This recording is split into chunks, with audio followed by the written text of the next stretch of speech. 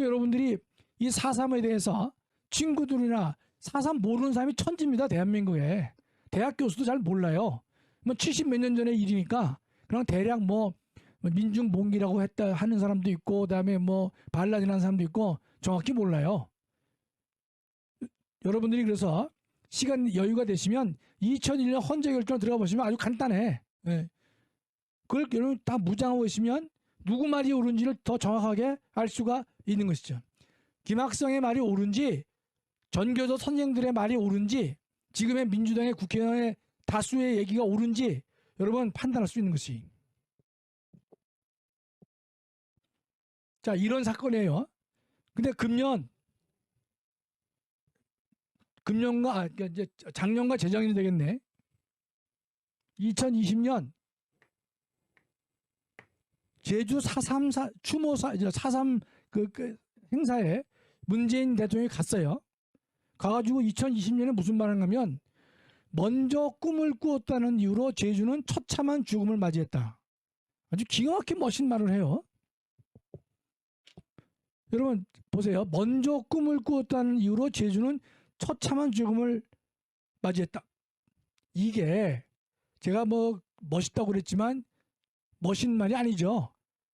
대한민국에 대해서 반역한 사람들에 대해서 이보다 더 좋은 찬사는 없는 것이. 이해되실 거예요.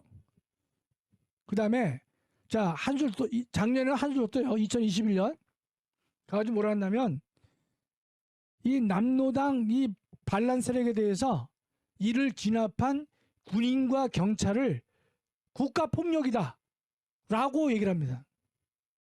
국가폭력이라고 얘기를 해요. 그 말은 무슨 말입니까? 남로당 반란 세력을 진압한 군경이 잘못됐다는 거 아닙니까? 그래서 같이 데리고 간 국방부 장관과 경찰청장에게 사죄하라 그렇게 얘기합니다. 참 이 통탄할 일이죠. 제가 그걸 보고 제가 하도 화가 나서 작년 4월 14일 날 조선일보에다가 문 대통령의 제주 4.3 추모사는 헌법 위반이다. 제가 의견 광고를 냈습니다. 그 의견 광고 비용이 꽤 많이 들어갑니다. 그래서 뭐 저한테도 격려의 뭐 연락도 많이 왔었지만 그러나 헌법 교수로서 과연 역사 왜곡을 이렇게 할 수 있겠냐 말이죠. 제가 참을 수가 없어서 일단은 제가 신문에 실었습니다. 작년 4월 14일 조선일보에 의견 광고로 나왔던 것입니다. 자, 2022년 이 양반이 어떤 말을 할지는 아직 모르겠어요. 자, 그러면 자 보세요. 작년에 이 남로당 반란 세력에 대해서 강제 진압을 한 군인과 경찰을 국가폭력이라고 규정한 것은요. 이런 경우에만 맞는 거예요. 뭐냐? 김정은이가 남한을 조카 통일했어요. 뭐 그런 가정을 해서는 안 되겠지만 조카 통일을 했어요. 그랬을 경우에 북한 정권이 70년 전에 이 4.3 사건을 다시 검증하면서 당시에 남로당 반란을 진압한 군인과 경찰은 국가폭력이었다. 이렇게 말을 할 수는 있어요. 그렇겠죠? 북한이 적화를 시켜서 남한을 다 집어먹었단 말이죠. 그랬을 경우에 북한 정권은 70년 전 사건을 끄집어 들여가지고 그 당시에 이 남로당 반란을 강제로 진압한 군인 경찰은 국가폭력이었다. 그렇게 말할 수는 있어요. 북한이 그거를 대한민국 대통령이 대신해서 말을 하고 있다. 이건 가슴을 치고 예컨대 가슴을 치고 우리는 통곡할 일이 할 수가 없는 것이에요. 여하튼 금전에 아직 임기가 5월이니까 4월 3일 날은 무슨 말을 할지 모르겠습니다. 우리가 용납할 수 없는 이런 발언이에요. 우리 헌법 66조 2항이 있습니다. 66조 2항. 우리 한번 보여주실래? 헌법 66조 2항.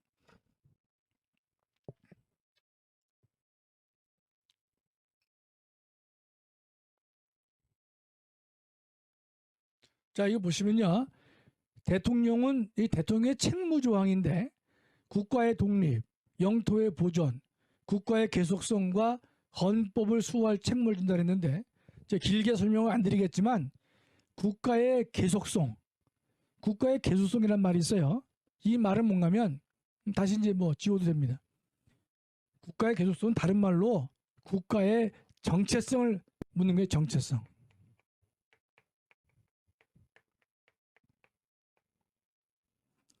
여러분, 근데 이 정체성이란 말은요, 보통 자주 쓰이는 말이 아닙니다.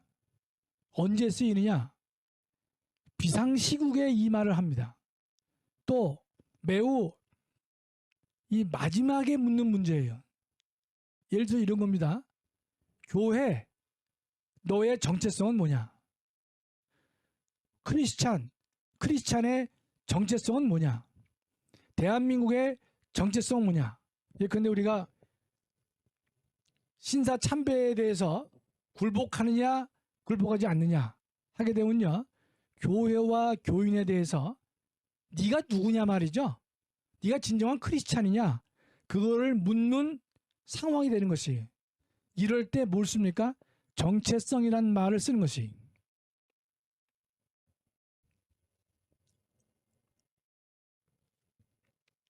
그러면 지금 국가의 계속성을 유지할 책무가 대통령에게 있는데, 지금 4.3 사건을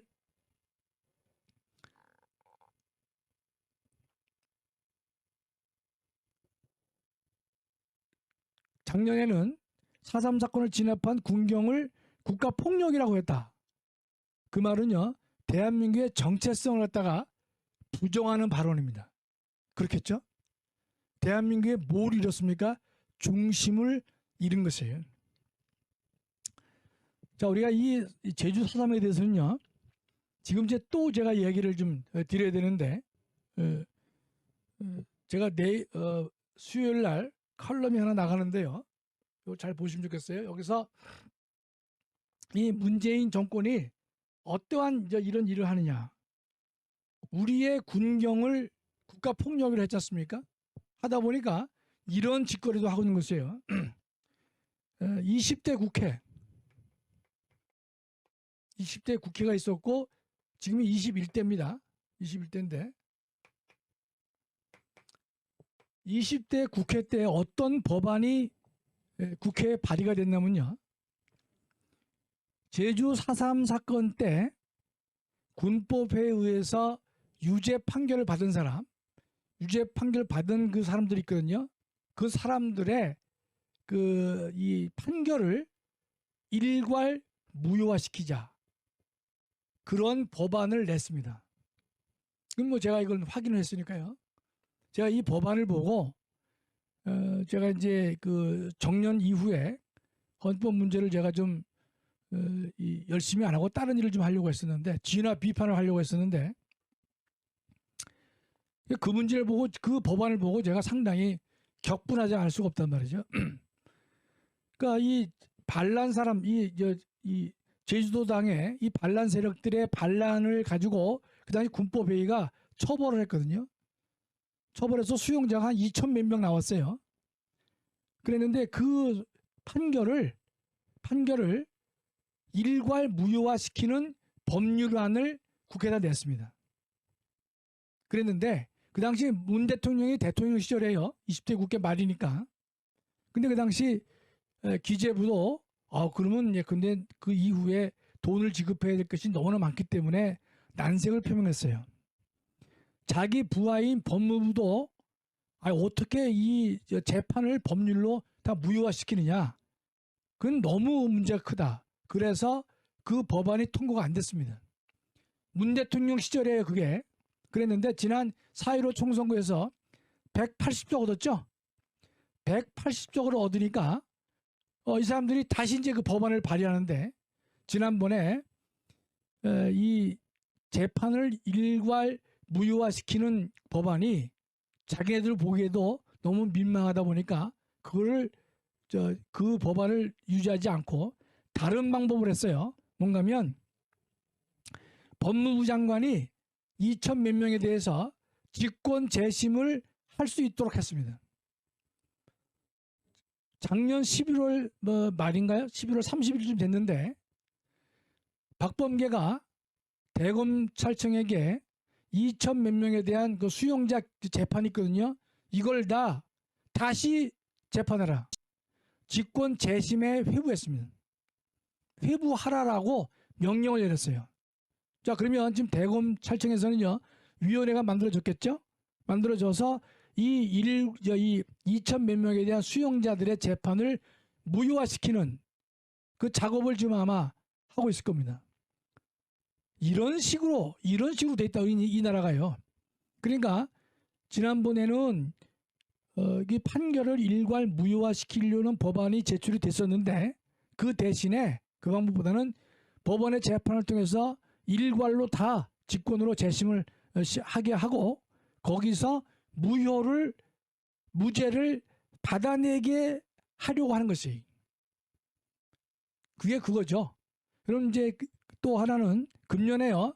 금년입니다. 이제 금년 4월 2일 되면 또 이 4.3 특별법이 개정되는데, 그 법안에 따른다면 제주도 이 당시에 뭐 수영자건 양민이건 간에 1인당 9천만 원씩 돈을 지급하기로 결정을 했어요. 9천만 원씩.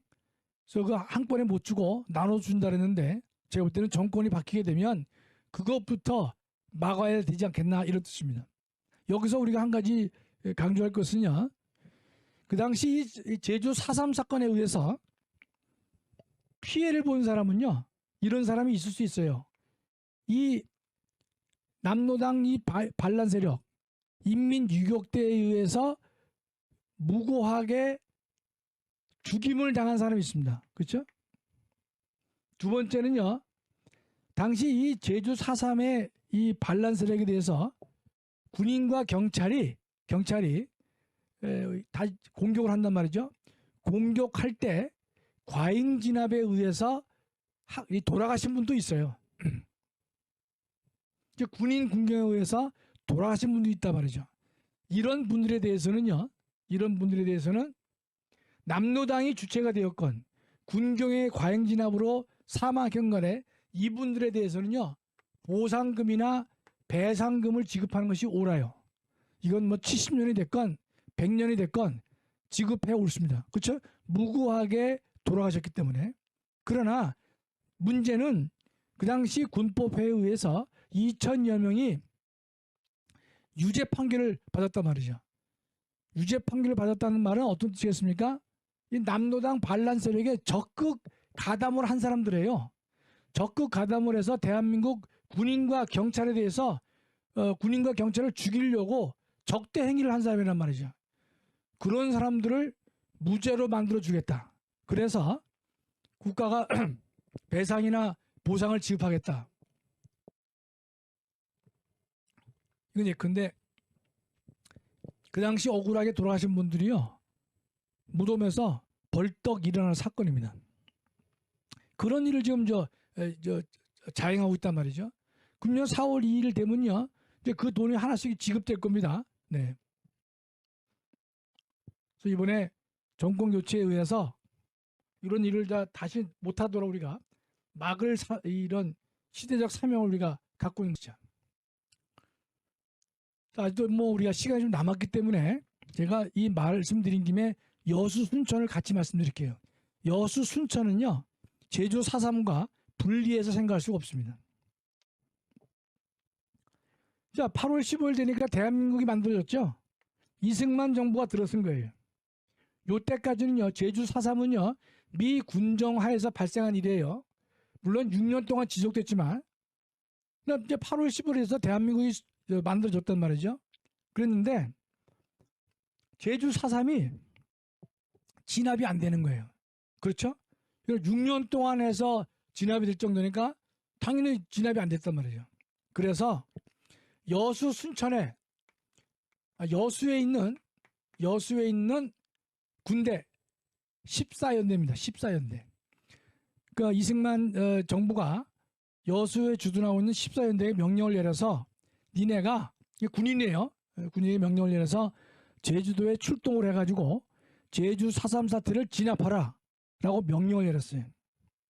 그랬는데 그 당시 지창수 뭐 이런 사람들이 중심이 돼가지고요. 국가의 명령을 받아들이지 않습니다. 그래서 자신들의 상관을 죽여요. 그러니까 군인이 자신들의 상관인 군인들을 죽이는 거예요. 제가 기억으로 상관만 죽인 게 24명인가로 제가 기억을 하고 있는데, 그래가지고 이 반란 군인들이 자신의 상관을 죽이고 어떻게 하느냐, 여수시를 점령합니다. 그래서 여수시청에다가 북한의 인공기를 개항했습니다. 그 다음에 남은 세력들이요, 인근에 있는 순천까지 여러분 쳐들어가요. 거기서도 뭐 양민도 학살하고 뭐 경찰과 그런 사람을 죽이고, 그 다음에 순천시에다가도 이 인공기를 개항합니다. 인공기를. 그게 여수 순천 반란 사건이에요. 줄여서 여순 반란이란 말이죠. 여러분, 여순 반란이 군인이 반란을 일으켰단 말이죠. 그럼 대한민국 정부가 만들어진 지 얼마 됐습니까? 여순 사건은 10월 19일에 10월 19일. 2달밖에 안 됐는데 이승만 정부가 제주도에 가가지고 반란 세력들을 진압하려고 명령을 했더니만, 진압은커녕 이 군인들이 반란을 일으킵니다. 군인. 그러니까 제주 서점은 누가 반란을 일으켰어요? 남노당 인민유격대가 반란을 일으킨 거고, 여수 순천은요, 이 빨갱이 군인들에 의해 가지고 반란이 일으켜진 겁니다. 그래서 여수에도 인공기 개항, 순천에도 인공기를 개항해요. 그래서 이승만 정부가 비상계엄을 선포합니다. 군대를 출동시켜서 진압을 해요. 진압하다 보니까 그 안 잡힌 세력들이 있겠죠. 안 잡힌 군인들, 빨갱이들, 걔들이 어디로 갑니까? 걔들이 지리산으로 들어갑니다. 지리산으로 들어가가지고 계속 범죄 행위를 하는 거예요. 이거를 조종래의 태백산맥은 이걸 미화해서 글을 쓴 겁니다. 그럼 백선엽 장군의 이 전기는요, 제가 알기로 몇만 부 안 팔렸는데, 이 조종래의 태백산맥은 1000만 문가 100만 문가 나갔다고 하는 책입니다. 참 이 통탄할 일이죠. 여수 순천에서 반란을 일으켜가지고 한 사람들이 안 잡히고 지리산으로 쳐 들어갔는데, 그 사람들을 갖다가 미워한 거짓말을 갖다가 썼는데, 그게 대한민국에 1000만 부가 뭐 팔렸다는 것이 100만 부 아니라 1000만 부까지 팔린 것 같아요. 참 이게 어마어마한 사건이죠. 그 당시 따라서 이 빨갱이들의 이 일이 범위도 넓었고 상당히 크다는 걸 알 수가 있는 것이에요. 자, 여기서 다시 보세요, 여러분. 중요한 사건이 많아요. 10월 19일 날 여순이 있었는데, 이게 진압이 됐겠죠? 군인이 가서 해서 여수와 순천 지역에 비상계엄을 선포해서 군인이 이걸 다 진압을 했어요. 그런데 여러분, 이런 의문이 있을 거예요. 아니, 다른 사람은 몰라도 어떻게 군인들이 반란을 일으키냐, 군인들이. 예? 군인들이. 이런 겁니다. 그 의문이 있을 수 있어요. 근데 이런 겁니다, 여러분. 이 당시는요, 군대를 강제 징병제가 아니었습니다. 이 48년도 아닙니까? 49년 5월인가 6월에, 정확히 안 모르겠는데, 49년 5월인가 6월에 대한민국은 병역법이 만들어집니다. 병역법. 강제 징용하는 병역법이 49년 5월인가 6월에 만들어져요. 그러니까 이 전까지는요, 군대를 어떻게 하느냐, 본인이 원하면 갔습니다. 원하면. 그러니까 의용병제가 된 거예요. 그러면 이 당시에요, 여수 이 14연대가 왜 빨갱이가 많았느냐, 이겁니다. 각종의 빨갱이 간첩들이 경찰에 의해서 잡힐 것 같으면 바로 군대에 입대했습니다. 의용병제니까. 근데 우리가 경찰이 군인인데 뭐 어떤 반란을 일으키겠느냐, 그래서 간첩 잡는 것을 중단한 것이, 간첩에서 잡힐 것 같으면 군대를 들어갔단 말이죠. 그러니까 여수 14연대도 거기가 빨갱이들이 많았던 것이에요. 자, 그러면 왜 군인들이 반란을 일으켰느냐를 여러분 이해가 되시죠? 두 번째, 10월 19일에 있었잖아요.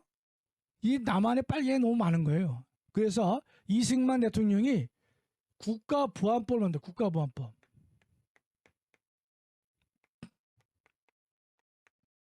여러분 국가보안법이 언제 만들어졌느냐? 이때 만들어진 겁니다. 48년 이게 12월에 12월.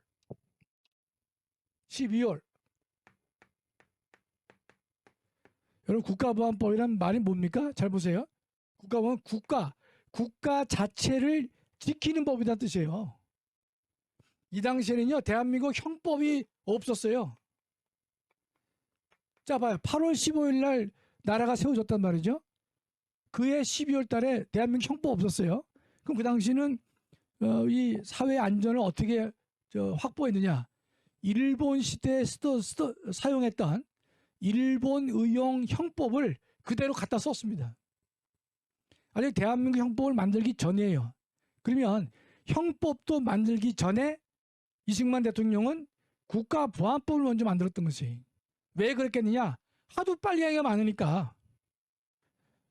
많으니까 국가보안법을 만들었단 말이죠. 군인들의 반란을 보고 만드신 거예요. 자, 그런데 참 이게 뭐라고 이게 설명할지를 우리가 알 수가 없는데 말이죠. 여러분 잘 보세요. 자, 국가보안법이 12월에 만들어졌죠. 어떤 분은 국가보안법 뭐 박정희가 만들었다 그러는데 그렇지 않아요. 이승만 대통령 때 만들어진 거예요. 국가보안법이. 형법도 만들기 전에 그랬는데 이것에 의해서요. 대한민국 군인 49년도에 수많은 이 군대 내에 이 좌익들 빨갱이들 갖다가 걸러냅니다. 이걸 우리는 빨갱이를 걸러냈다 얘기하는데 이 좌파들은요 뭐라고 하면 이 당시 뭐 국가보안법 정해가지고 군인들을 무자비하게 수총했다 이렇게 얘기를 하는데 그 말도 안 되는 얘기죠 실제로. 군대 내에 이 군인들이 반란을 일으키고 하니까 이걸 제거해서 국가보안법을 만들고 그래서 49년도에 여러분 49년도에 이 군대 내에 빨갱이들 갖다가 걸러낸 거예요. 이걸 걸러냈어요. 여러분 6.25가 언제 생겼죠? 바로 이듬해 50년 6월 25일 날 6.25 전쟁이 있었단 말이죠. 여러분 예컨대 48년도에 국가보안법을 만들고 그 이듬해 군대 내에 있는 이 빨갱이들을 걸러내지 못했다면요. 걸러냈어도 이 빨갱이들이 많이 있었을 텐데 남은 이 사람들이 걸러내지 못하고 6.25 전쟁을 맞이했으면요. 지금 우리는 김정은 밑에 있을 확률이 높아요. 제가 제 주장에 논리 비약이 있습니까? 논리 비약 없어요. 여순 반란, 군인 반란이 있었기 때문에 국가보안법을 만든 것이고 이것 때문에 1년 동안 이 군대 내에 빨갱이들 갖다가 걸러냈단 말이죠. 그리고 이듬해에 6.25가 김일성이는요. 다 이 전체를 보고 있던 것이 남한 내에 군대 내에도 빨갱이가 많이 있었기 때문에 우리가 전쟁만 시작하면 일주일 내에 남한을 다 먹을 수 있다. 그런 생각을 했다라고 저는 보여져요. 그렇죠 여러분? 그러면 결국은요 참 이 아이러니컬해요. 여순 사건이 매우 잘못된 건데 잘못된 거죠. 근데 모순은 이렇죠. 여순 사건이 있었기 때문에 국가보안법이 만들어지고 국가보안법에 의해서 군대 내 좌익 세력들이 제거가 됐죠. 결국은 나라 전체를 50년 6.25 전쟁에서 나라 전체를 살릴 수 있는 또 그런 결과를 만들어주게 된 것이 참 이게 우리가 이런 경우를 보면 하나로 설명하기가 어렵습니다. 그러나 분명한 것은